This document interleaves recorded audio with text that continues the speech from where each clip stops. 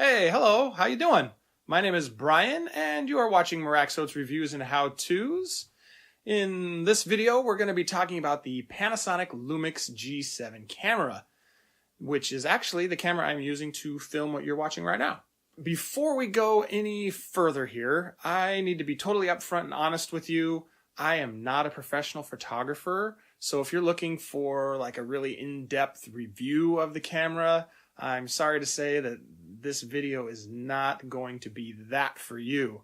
If that's what you're looking for, then I thank you so much for sitting and listening to me as long as you have. And I totally understand if you are now clicking stop on this video and looking for something else. However, I will be doing an overview of the camera and just kind of going over the features that I like the most about it and sharing with you the reasons that I chose to buy one.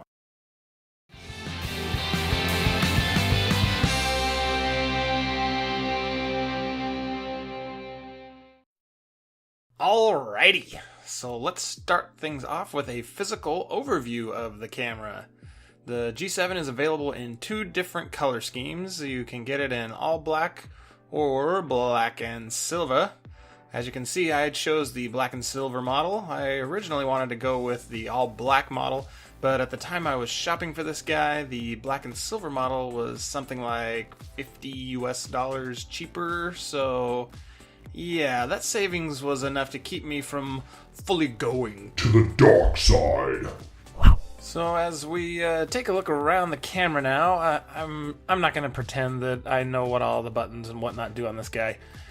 So while doing this overview, I'll most definitely be referring to the owner's manual on some stuff because honestly, there's only a handful of stuff this camera is capable of that I actually use. The kit lens here that came with the camera isn't anything too extraordinarily special. However, it works great for everything that I need at the moment. Camera buffs out there might scoff at this little guy, but for me, he's getting the job done just fine. The G7 most certainly does not suffer from any lack of buttons to press. So I figure I might as well get started with this one right here. And it is, of course, the lens release button. So now, as we move to the bottom of the camera, I thought about taking the tripod mounting plate off, but figured it would actually be a good idea to leave it on so that I can show that as long as you have a narrower tripod mounting plate, you'll have no problem accessing the battery compartment, which also houses the memory card. I know when I was looking into this camera, this was actually one of the big gripes a lot of people had because they had wider tripod mounts, which required them to remove the mounting plate in order to access their memory card and battery. And while we're on the subject of batteries, Panasonic has built in this nice little flap thing here, so if you happen to buy an AC power adapter for your G7, you can then route the cable through the little hole like so, and then close and lock the battery compartment door. Inside our little door here, labeled HDMI, is the remote port, where you can plug in a wired remote for those who seemingly don't like the advantages of modern wireless technology. There's also a mini HDMI and AV digital out. Flipping the camera all the way around to the other side, we have a mic jack, which I feel is a very nice feature to have when recording video so that you can capture audio from an external microphone directly to the camera, eliminating that super annoying task of matching up audio during the editing process. On the top of the camera, we find 4 different dials. This guy right here is the mode selector. M is, of course, for manual mode, giving you full control over the aperture and shutter speed and ISO and all that important stuff. S is the shutter priority mode. A is aperture priority mode. P is program AE mode, which I don't totally know what that means. IA is intelligent auto, so that's, pretty much your full automatic point and shoot mode right there. Then you have creative control mode, scene guide mode, panorama, custom, and then the setting that I use 90+% of the time, the creative video mode. The switch right here, as you've surely guessed, is the power switch. Right next to that is the dial that controls your shutter speed. It can also be used for scrolling in menus and other things, but I mostly just use it for shutter speed adjustment.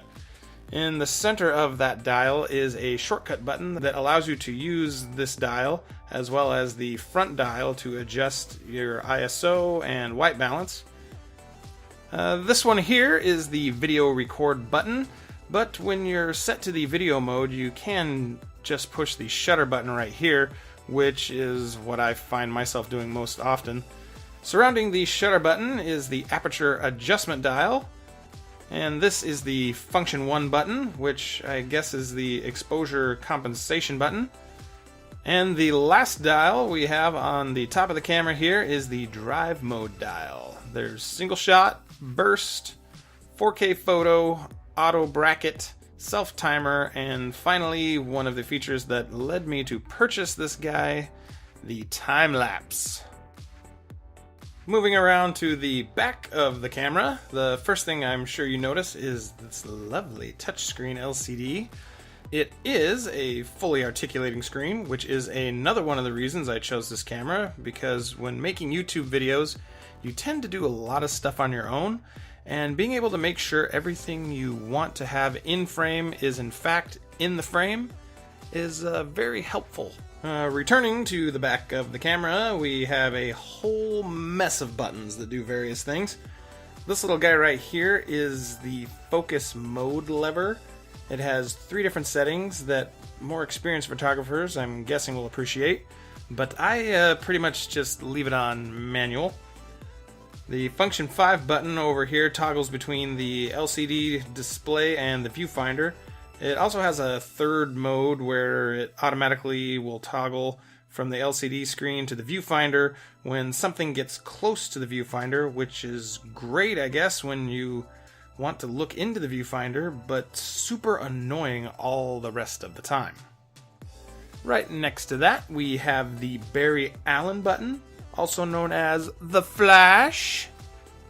The function 2 button takes you to a menu where you can adjust all the important stuff like the metering mode, aperture, shutter speed, ISO, and white balance. Just below that is the preview button where you can check out how the stuff you've been shooting is looking. This is the display button that toggles different information on and off the screen. These guys are your menu navigation buttons, which are also shortcuts to functions such as your ISO, white balance, autofocus, and silent mode selection. And finally, this is the function 4 button, which you can press to get a preview of how your aperture and shutter speed settings are going to affect your still photos. And just like every other button on this camera, it has other functions such as the delete button when you're previewing pictures and videos, as well as the back button when navigating menus. Whew. Well, now that we're all done with that, I think I'm going to go take a break.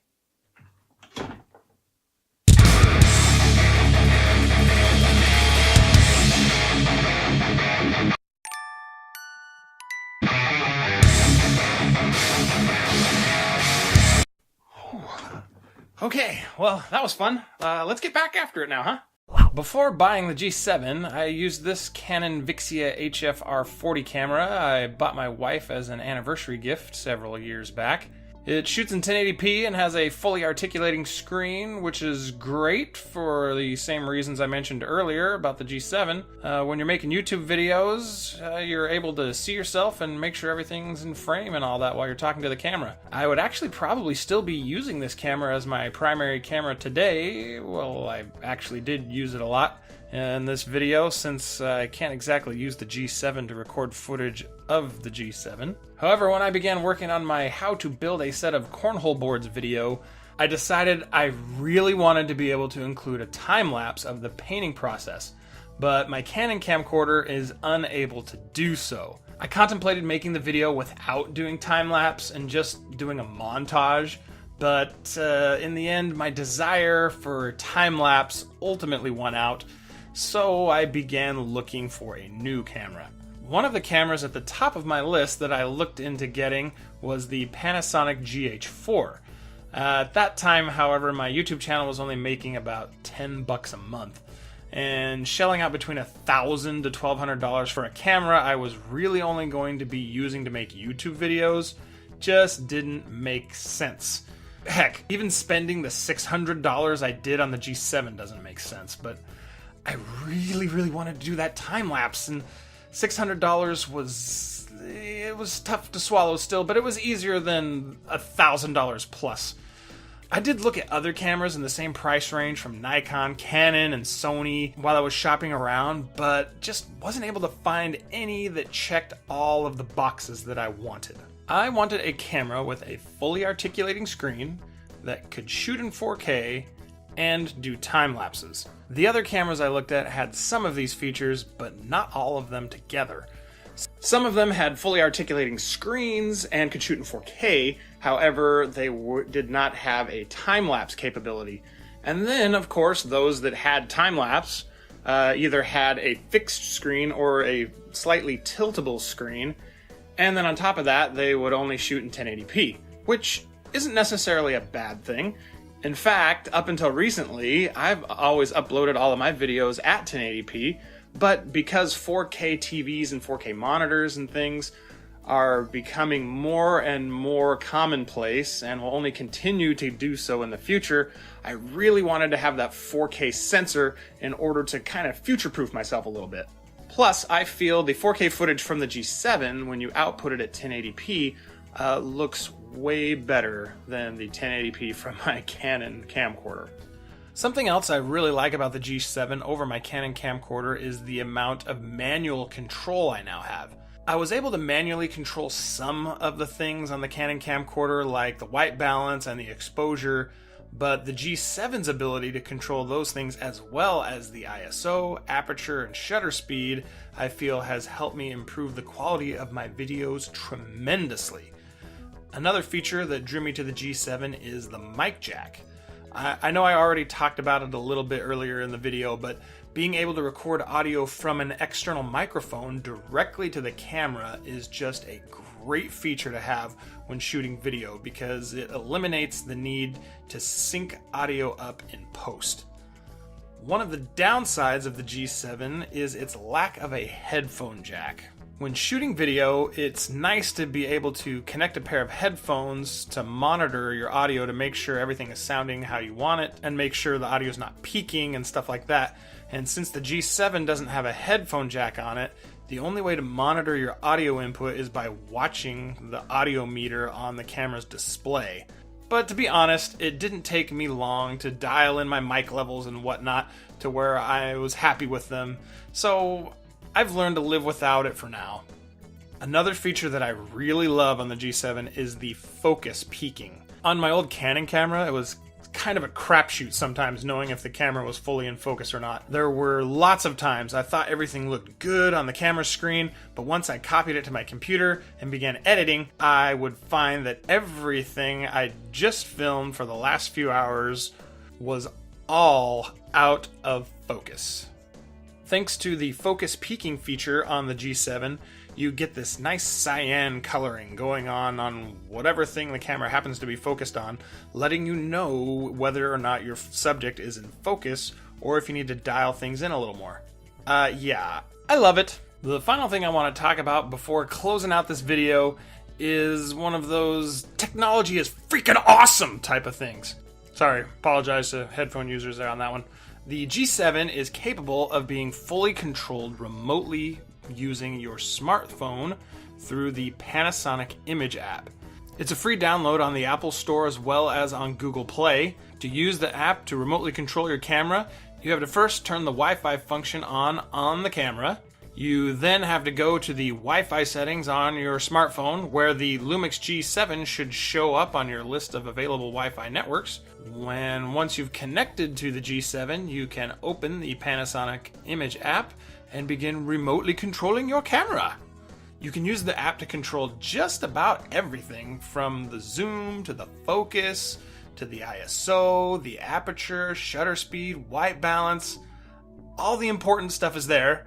And you even get a live preview of what your camera is looking at, and the latency is actually really good. I mean, check that out. Isn't that freaking awesome? And now we have arrived at the end of the video. I want to say thank you so much for hanging out and for watching the video today. I hope that you liked it. If you enjoyed it, I ask you to please click the thumbs up button and let me know that you liked it. If you have a question for me or you'd like to make a comment, there's the comment section down below. You are welcome to put what you want down there. That's what it's there for you to express your thoughts and ideas and whatnot. If you are not yet subscribed to my channel, I would ask you to please consider subscribing. Yeah. Once again, thank you guys so much for being here, for watching the video, and I think that's about it. We'll catch you later. Have a good one.